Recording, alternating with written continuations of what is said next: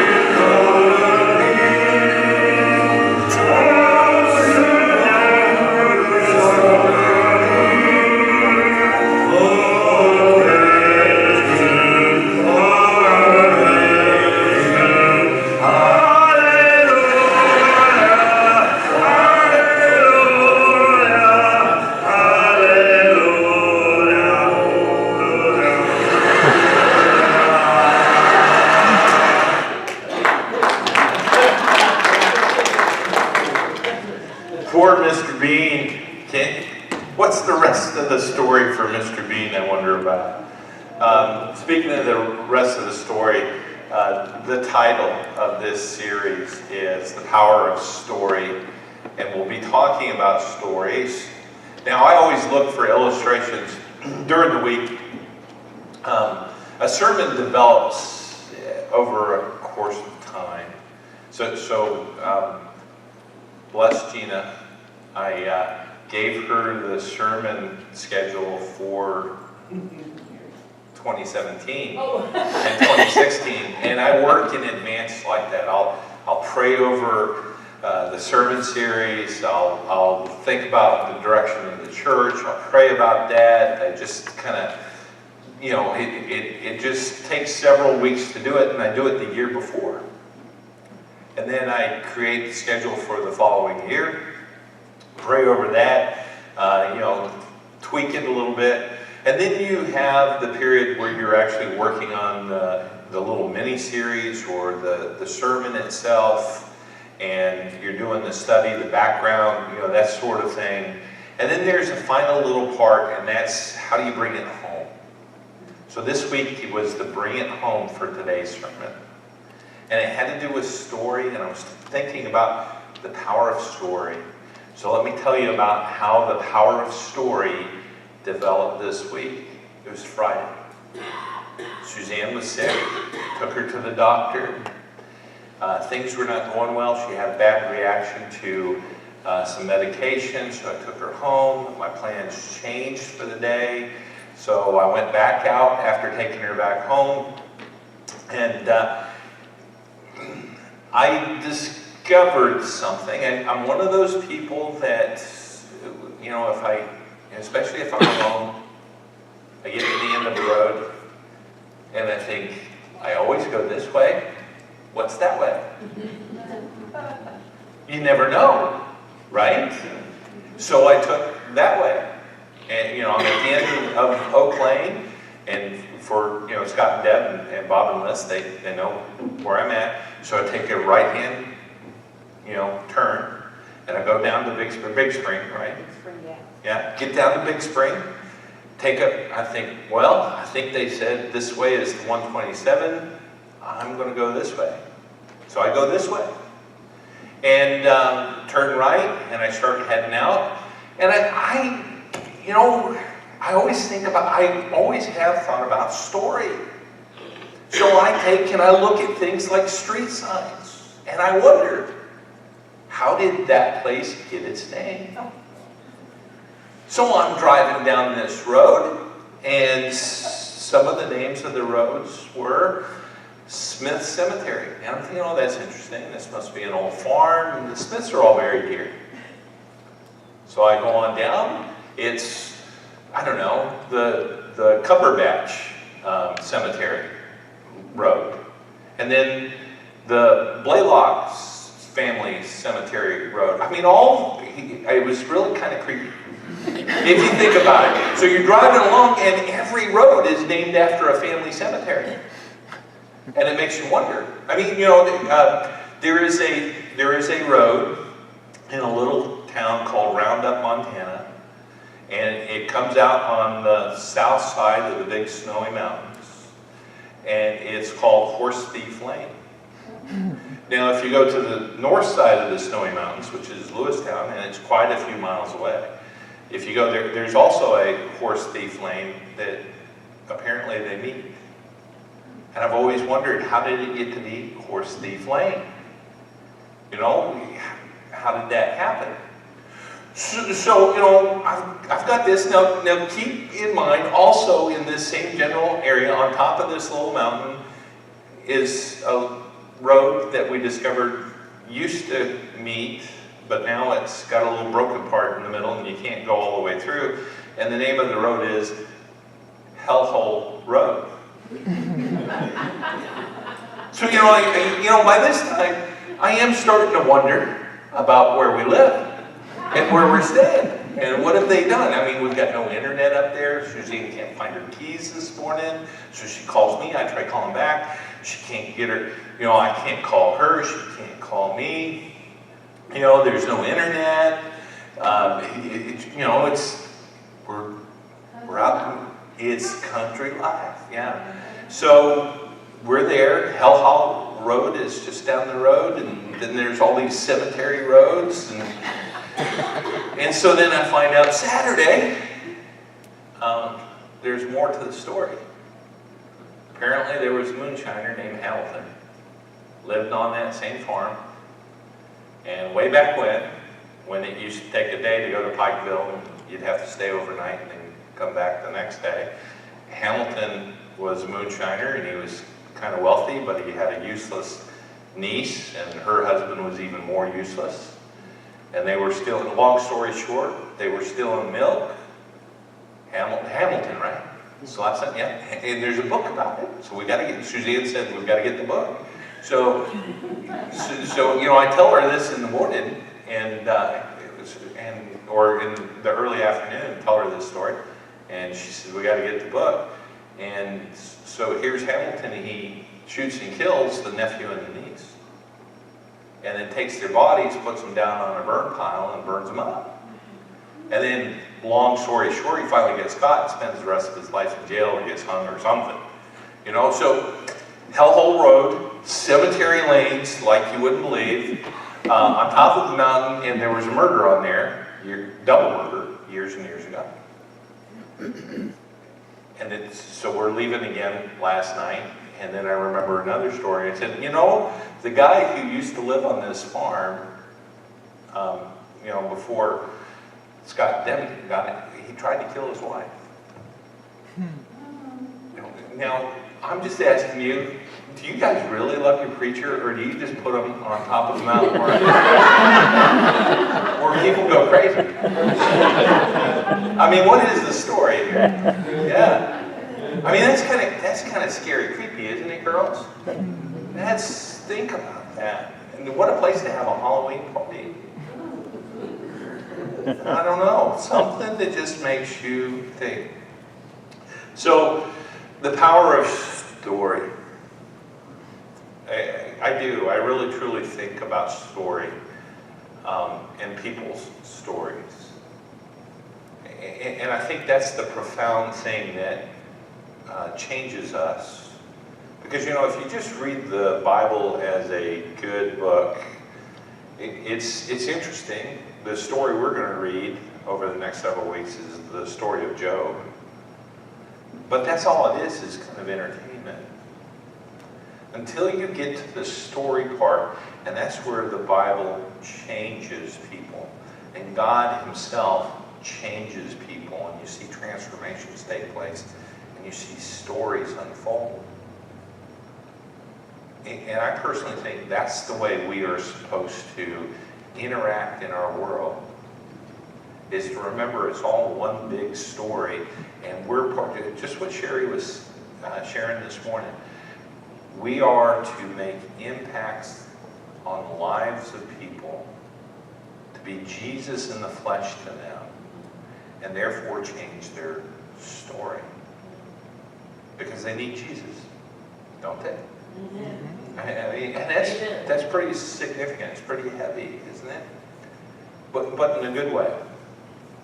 That's my ministry. That's the way I work. My granddaughter, who's now 13. Oh man, that's so wrong. Yeah. She's with me one day as I'm running around in Lewistown, and I'm just interacting with people as I normally do. And she says to me, she says, "Papa Rick, do you know everybody in town?" And I didn't think too much about it until her little brother, years later, same thing. We're riding along, and he says, "Papa Rick, do you know everybody in town?" I think we ought to. I think, everybody's just an opportunity, aren't they?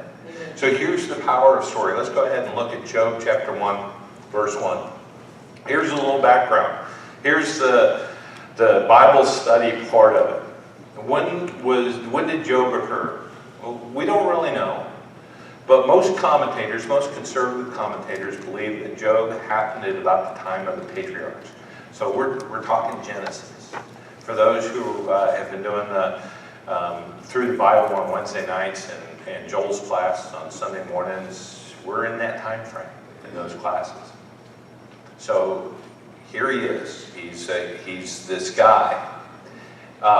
There was a man in the land of Uz whose name was Job. And that man was blameless and upright, one who feared God and turned away from evil. There's a whole story right there in verse 1. There were born to him 7 sons and 3 daughters. He possessed 7,000 sheep, 3,000 camels, 500 yoke of oxen, and 500 female donkeys, and very many servants. So that this man was the greatest of all the people of the East. Now that's pretty significant, isn't it? He was the greatest of all the people of the East. His sons used to go and hold a feast in the house of each one on his day. And they would, in other words, they took turns. They were hospitable. They would have these parties, and each one on his day, and they would send and invite their 3 sisters to eat and drink with them. And when the days of the feast had run their course, Job would send and consecrate them. And he would rise early in the morning and offer burnt offerings according to the number of them all. For Job said, "It may be that my children have sinned and cursed God in their hearts." Thus Job did continually. Well, there's the story. That's the setting for Job. 5 verses, chapter 1. We haven't gotten very far, but when we think of Job, what are some of the things that we think of? Well, what comes next, right? There's the little story of there's God and Satan, and they have a little dialogue, and that's kind of interesting. That God and Satan dialogue. You know, and they're conversing, and if you remember, and we'll hit this next week.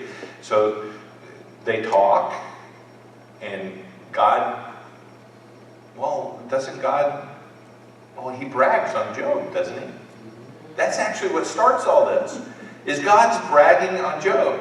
Now, I don't know about you, but when I think story, I always wonder about the rest of the story. And I'm thinking, it describes Satan as walking around the earth, and he gets in contact with God, and they start to talk, and is this like a beer summit, or what? And maybe you think that's blasphemy that God would have beer, but I don't, if he did, I don't think beer is the problem. I think the way we use it is the problem, and that's, if there's anybody who's above that, it might be God. So just imagine Satan and God sitting down there having a cup of coffee, and some people would have problems with that. And they're talking about Job, right? And God brags on Job, and you just got it in verse 5. Why? He was such a devout man that when his kids would have parties, he would make an offering.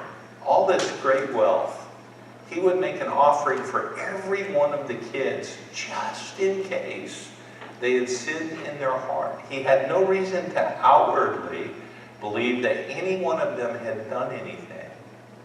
But just because something had happened in their heart, Job's willing to offer a sacrifice. Now, I think that's significant, don't you?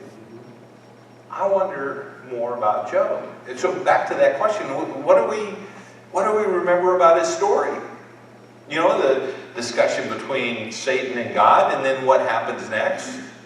He goes through these two bouts where Satan gets to attack him, and I mean, life gets pretty bad. You remember how bad it gets? Ooh, really bad, yeah. Everything's taken away from him. He loses all 10 of his kids. The one thing he's left with is the wife, and remember, what a kind, benevolent.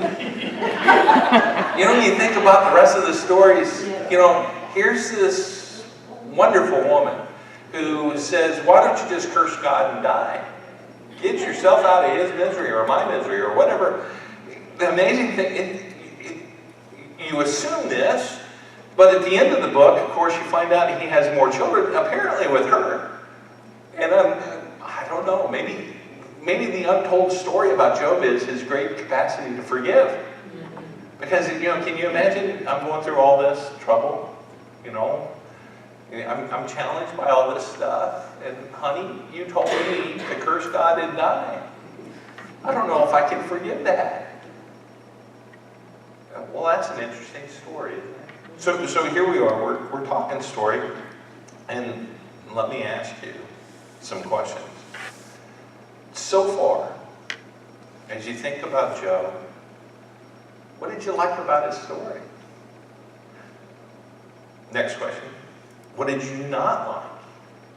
What did you find confusing? As you take and you read the Bible, do you really read it? Do you go for the meat, or is this just a entertainment for you? So, did you find anything confusing? What did you learn from the story? And so now we're to the power of story. Here's what I'm going to share with you about Job so far. And we'll really get into the meat of it starting next week. We're going to watch some testimonies, by the way. There's more to Job than we really think about a lot of times. There's those 35 chapters in the middle where his 4 friends are just about as brain dead as you can get. How do we know that? I love the way chapter 38 starts out. And out of the thundercloud, God spoke. I'm just wondering, man, what was that like? And you remember how he starts off? He starts off with a question, who is this that darkens my counsel? I don't know about you, but you're sitting around and you're counseling your friend, and you're telling them, surely you've sinned. There's no way you could, go through this without having have done something wrong. So God's just taking his vengeance out on you. You must have done something wrong. Job, go ahead and confess. Well, man, there's a lot of bad theology out there. Right? There's a lot of bad thinking. And then for God to say, who is this that darkens my counsel? I'm guessing that everybody who sat there, Job's 4 friends, maybe Job's wife, Job himself, if you're a typical human being, what would you think? He's talking to all the others, not to me, right? He's referring to them, not me, because I am always right. Not. I mean, God pretty much picks on them all, doesn't he? What's the power of this story? What's this tell us about ourselves? I think the power story that Job tells us is about transformation, because Job is not the same as he was at the beginning of the story as he is at the end. Something dramatic happens. And I think that something that dramatic that happens is what we are all about. We ought to be so impactful in the lives of people that you see change take place. I want you to watch this what a great testimony. It's Rich's story. But pay attention to what Rich has to say.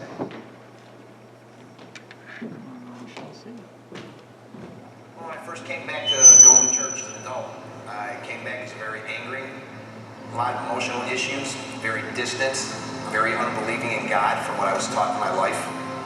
Just basically 35 years of being a non-believer.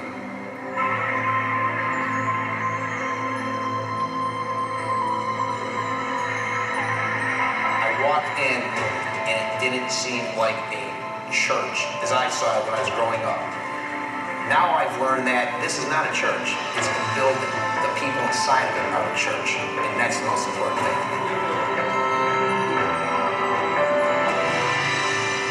I had come back to the church first to support my wife.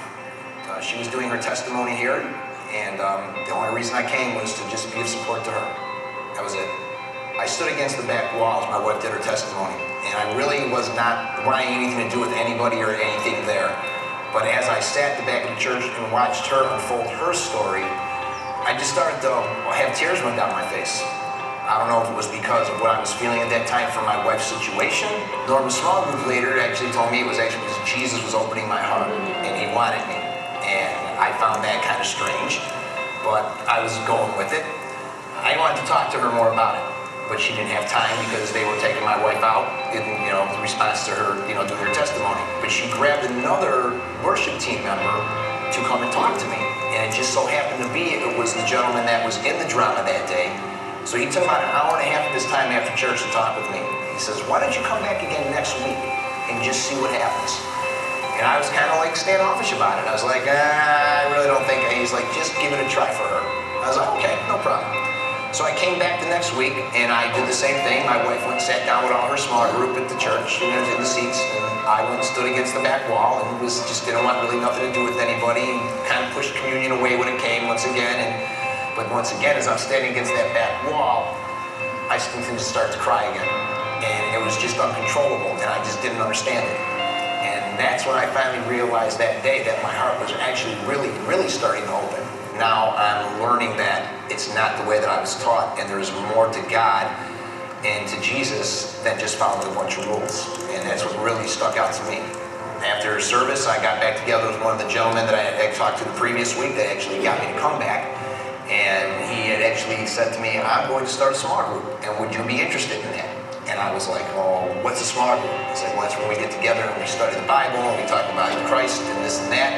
And I was like, you know what?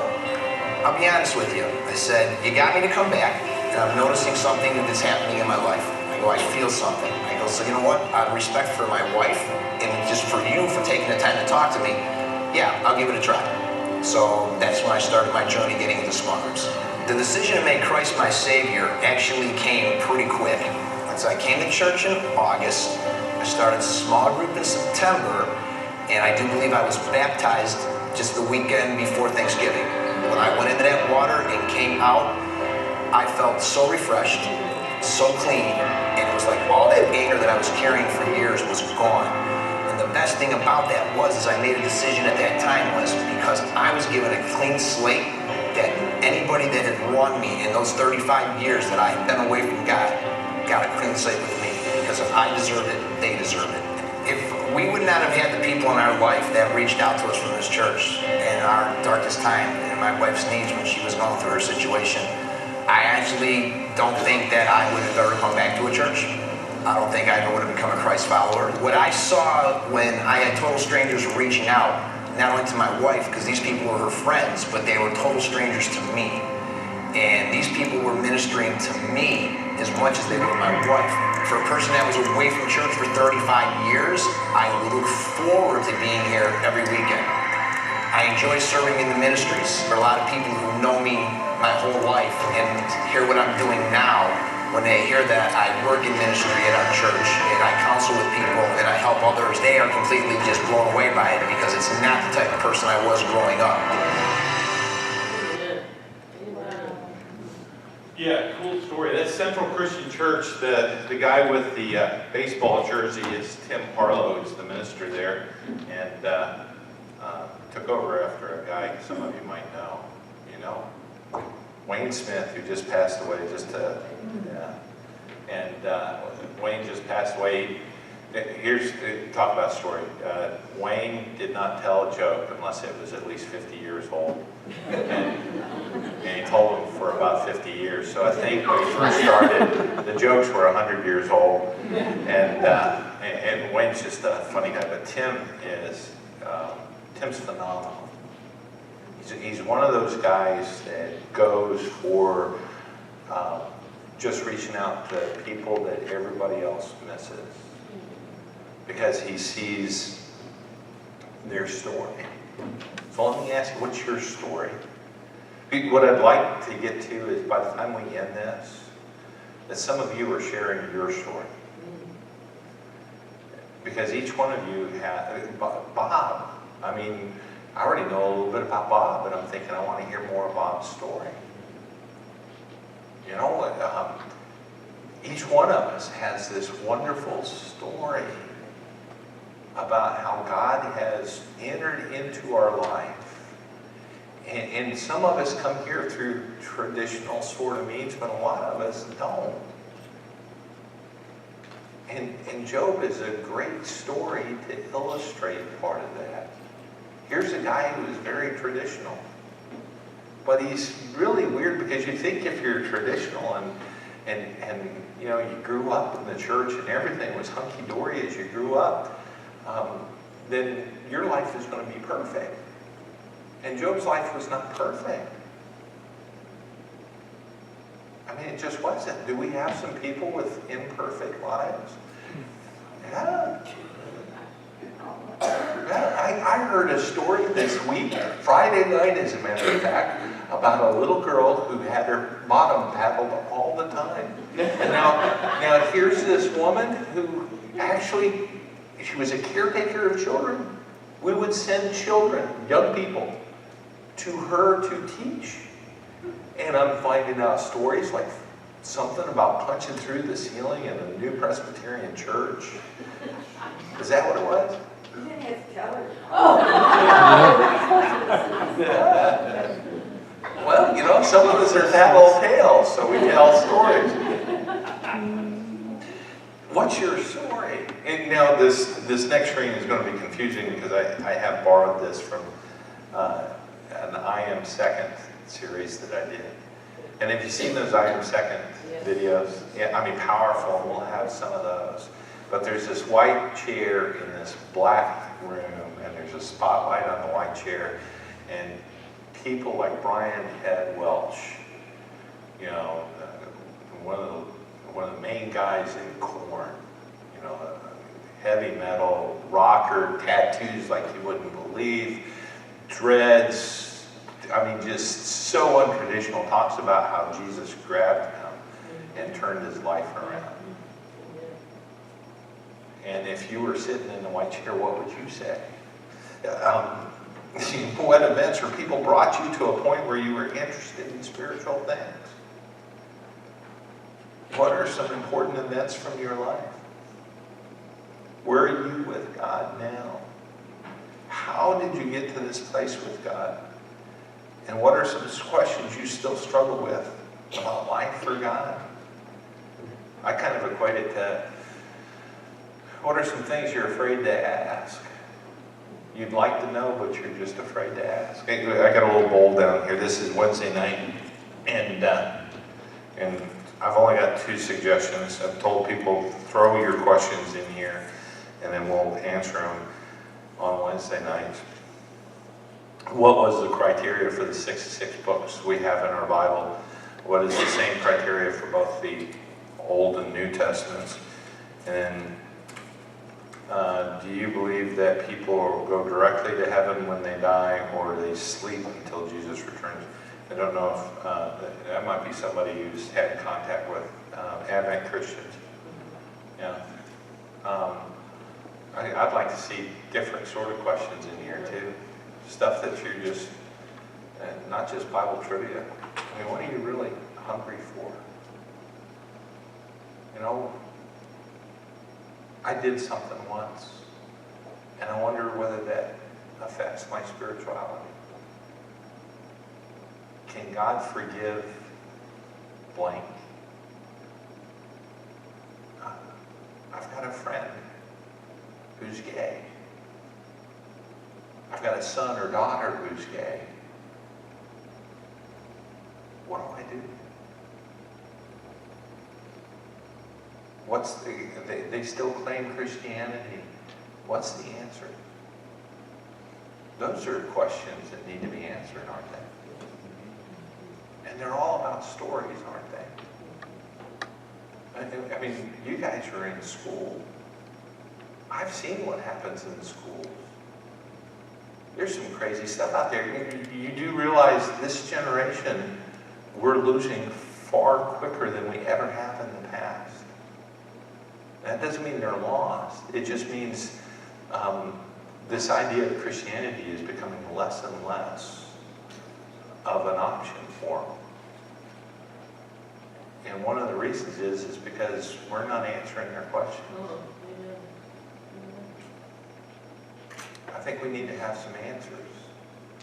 And here's one of the things that I found works. What's your story? So, that's where we're going. That's what we're dealing with. What's your story, man? Well, let me share a little bit more about Job. Man, bad news. Next couple of chapters are going to be really bad. I mean, really bad. And one of the questions we're going to have is why? Why did bad things happen to good people? And I'm going to show a video for a guy. I don't care what your problems are, but when we deal with this guy's story, you will go home and slap yourself thinking, I have no room for complaint when you hear this man's story. It starts off and there's only letters on the screen because you can't understand them. His speech is so garbled.